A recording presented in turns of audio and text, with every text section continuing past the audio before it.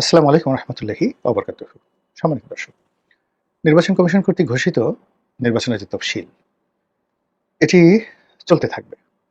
হয়তো তফসিল একবার দুবার পরিবর্তিত হতে পারে, কিন্তু ফেব্রুয়ারি মাসে নির্বাচন হবে এটার সম্ভাব্যতা শতভাগ ধরে রাজনৈতিক দলগুলো কিন্তু সর্বোচ্চ চেষ্টা তদবির চালিয়ে যাচ্ছে নির্বাচনে জয়লাভ করার জন্য।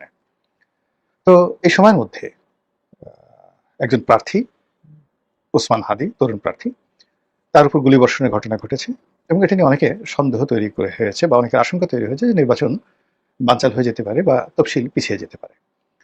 অথবা ধরুন এই সময়ের মধ্যে যদি বেগম জিয়ার সম্পর্কে কোনো সুসংবাদ না আসে, অর্থাৎ তিনি যে এবারকের হাসপাতালে আছেন, তিনি যদি অসুস্থ থাকেন এবং বেগম জিয়ার জ্যেষ্ঠ সন্তান জনাব তারেক রহমান সাহেব, তিনি যে 25 তারিখে বাংলাদেশে আসছেন, আসার পর যদি 26 তারিখে যদি বেগম জিয়ার স্বাস্থ্য সংক্রান্ত কোনো বিষয় নেতিবাচক বা ইতিবাচক কোনো কথা আমরা শুনতে পারি, সেক্ষেত্রে নির্বাচনের তফসিল পরিবর্তিত হতে পারে। কিন্তু এখন পর্যন্ত বাংলাদেশের প্রায় সব মানুষই বলতে গেলে শতভাগ নিশ্চিত ফেব্রুয়ারি মাসে একটা নির্বাচন হতে যাচ্ছে। এখন নির্বাচন কতটা শান্তিপূর্ণ হবে, কতটা গ্রহণযোগ্য হবে, নির্বাচনের ফলাফল কার পক্ষে যাবে, বা শেষ পর্যন্ত নির্বাচনটি আদৌ হবে কিনা, এই প্রশ্নগুলো এখন সবাই বন্ধ রাখতে চাচ্ছে। এ কারণ হলো আমরা যে যার অবস্থানে একটা দুর্বিষহ সময় পার করছি। আমরা সবাই বুঝতে পেরেছি যে দেশ চালানো আসলে এনজিও যারা ব্যক্তিত্ব বা নায়ক নায়িকা, গায়ক গায়িকা কিংবা অরাজনৈতিক যারা ব্যক্তিত্ব রয়েছেন তাদের পক্ষে সম্ভব নয়। এটি হয়তো 3 মাসের জন্য সম্ভব। একটা কথা বলা হয়ে থাকে, যেমন সিরাজউদ্দৌলা। তো রঙ্গমঞ্চে সিরাজউদ্দৌলা সাজার জন্য আনোয়ার হোসেন ওকে, কোয়াইট ওকে, বা প্রবীর মিত্র অভিনয় করেছেন বাংলা বিহার উড়িষ্যার নবাব, এটা ঠিক আছে ঘন্টা তিনেকের জন্য।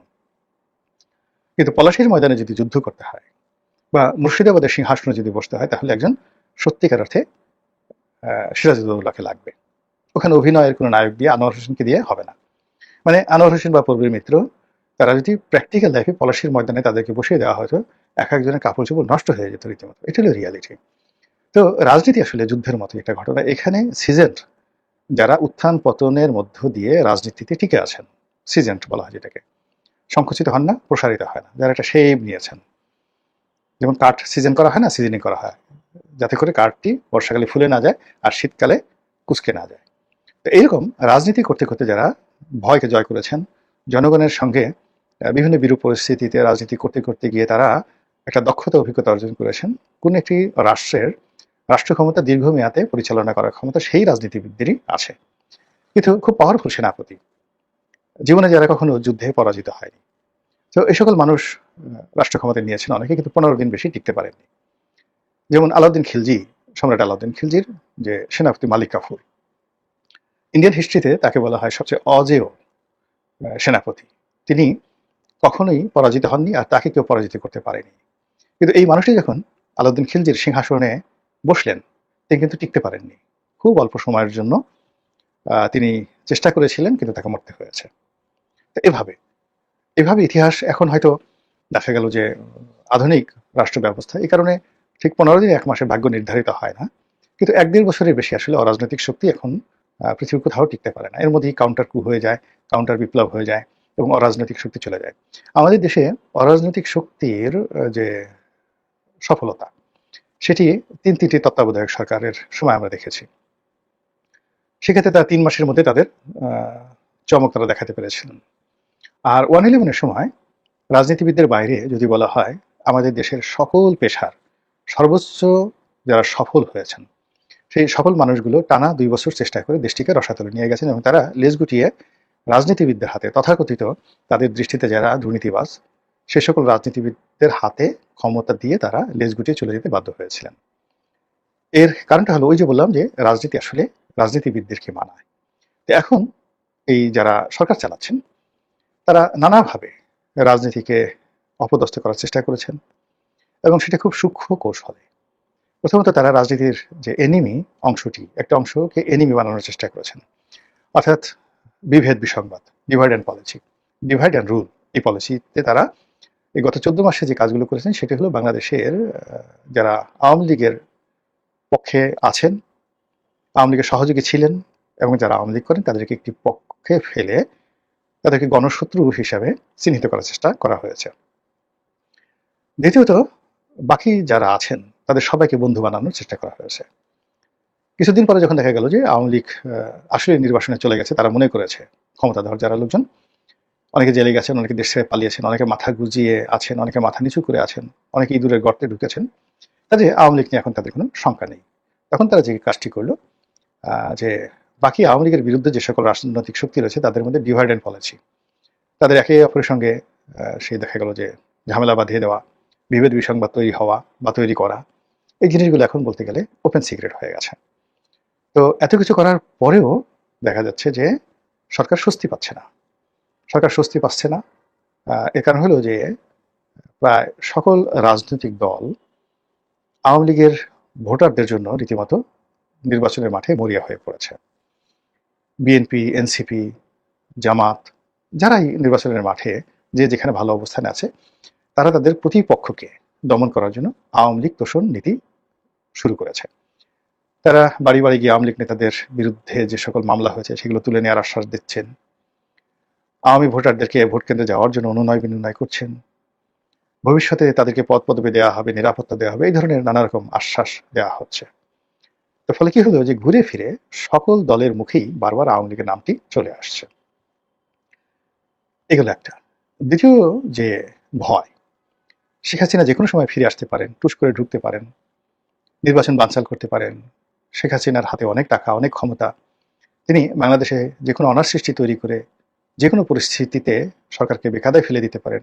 এই আতঙ্কের মধ্যেও বারবার শুধু আওয়ামী লীগ আর শেখ হাসিনার নামটি আওয়ামী বিরোধী যে শক্তি সমূহ রয়েছে তারা বারবার উচ্চারণ করছেন।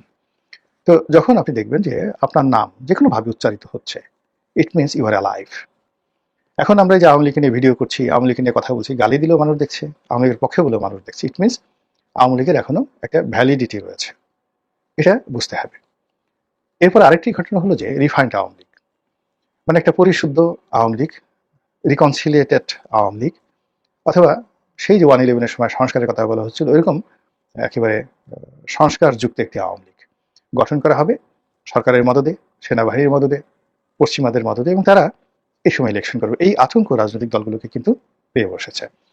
এখন অনেক আওয়ামী লীগের জনপ্রিয় প্রার্থী রয়েছেন, তো তারা যদি এইভাবে একটা রিফাইন্ড আওয়ামী লীগ নিয়ে আসেন, তাহলে পুরো নির্বাচনের মাঠের যে ফলাফল, এই ফলাফলটা ওলটপালট হয়ে যাবে। ফলে কি হলো, রাজনৈতিক দল এবং সরকার আওয়ামী লীগের ব্যাপারে এখনো কোনো মানে স্টেডি বলতে যেটা বোঝায়, একেবারে স্থির এবং দীর্ঘস্থায়ী একটা কোনো সিদ্ধান্ত নিতে পারছে না। সকালে এক ধরনের সিদ্ধান্ত নিতে যাচ্ছে, আবার বিকেল অন্য সিদ্ধান্ত নিতে বাধ্য হচ্ছে।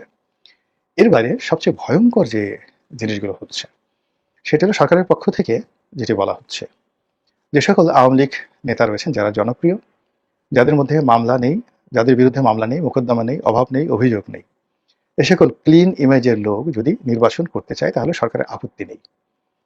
এটাও কিন্তু একটা ভয়ঙ্কর মেসেজ আওয়ামী লীগ বিরোধী শক্তির জন্য।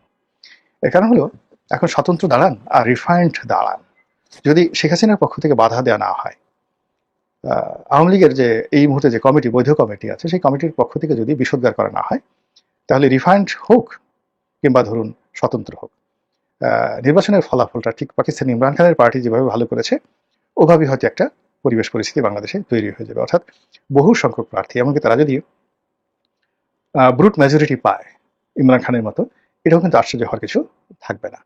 আর অন্যদিকে যদি সেটা নাও হয়, তাহলে আওয়ামী লীগের ভোটাররা যে পক্ষে যাবে সেই পক্ষের পাল্লা ভারী হবে। যেমন আওয়ামী লীগের ভোটাররা যদি বিএনপির উপর বিরাগ হয়, বিএনপিকে একটা উচিত শিক্ষা দিতে চায় এবং জামাতকে ভোট দেয়, তাহলে জামাত সরকার গঠন করবে।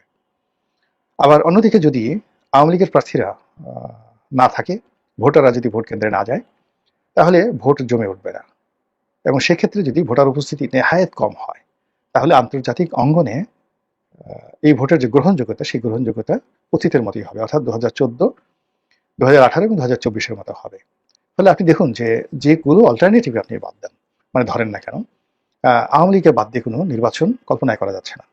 অর্থাৎ একেবারে তৃণমূল পর্যায়ে যদি ধরেন যে কিচ্ছু নাই, শুধুমাত্র আওয়ামী লীগের ভোটার, সেই আওয়ামী লীগের ভোটার যারা, তারা ভোট কেন্দ্রে গেলেও আপনার জন্য বিপদ, আর যদি না যায় তাও আপনার জন্য বিপদ। দ্বিতীয় অপশনে গিয়ে যদি আপনি আসেন যে আওয়ামী লীগ যদি একটা রিফাইন্ড আওয়ামী লীগ গঠন করা হয়, সংস্কারবাদী একটা আওয়ামী লীগ গঠন করা হয় এবং তারা ফরমালি সারা বাংলাদেশে প্রার্থী দেয়, রীতিমতো কেয়ামত হয়ে যাবে রাজনীতিতে। থার্ডলি হলো যদি রিকনসিলিয়েশনের আন্ডারে আওয়ামী লীগের যে সকল ইমেজ সম্পন্ন প্রার্থী রয়েছেন তারা যদি স্বতন্ত্র ইলেকশন করে এবং সরকার সেখানে গ্রিন সিগন্যাল দেয়, আইনশৃঙ্খলা রক্ষাকারী বাহিনীর নিরাপত্তা দেয় এবং রাজনৈতিক দলগুলো বৈদেশিক চাপের কারণে এটা মানতে বাধ্য হয়, তাহলেও কিন্তু রাজনীতির যে হিসাব পুরোটা এলোমেলো হয়ে যাবে। ফলে যারা মনে মনে কলা খাচ্ছেন, খান, কোনো অসুবিধা নেই, কিন্তু গাছ লাগিয়ে যারা কলা খান, অর্থাৎ রাজনীতির ময়দানে যারা পরিশ্রম করেন, চষে বেড়ান, তারা খুব ভালো করে বুঝেন যে বাংলাদেশের পরতে পরতে দুটো রাজনৈতিক দল, বিএনপি, আওয়ামী লীগ, তারা কতটা শক্তিশালী। আবার বিএনপি, আওয়ামী লীগের দল, এই দুটো দল যারা শীর্ষ নেতৃবৃন্দ রয়েছেন, তারা এই গত 15 মাসে তারা হাড়ে হাড়ে টের পেয়েছেন জামাত কি, কাহাকে বলে, কত প্রকার এবং তারা কি কি করতে পারে। তো সব মিলিয়ে আমাদের যে রাজনীতি, সেই রাজনীতির যেটা জটিল আবহাওয়া বিরাজ করছে, সেই আবহাওয়া আমাদেরকে কোথায় নিয়ে যায়, আমাদের রাজনীতির ময়দানে কি ভোর উপহার দেয়, কিংবা কি ধরনের মেঘময় সন্ধ্যা আমাদেরকে এনে দেয়, সেটাই এখন দেখার বিষয়। মহান আল্লাহ আমাদের সবাইকে হেদায়েত দান করুন এবং হেফাজত করুন। আসসালামু আলাইকুম ওয়া রাহমাতুল্লাহি ওয়া বারাকাতুহু।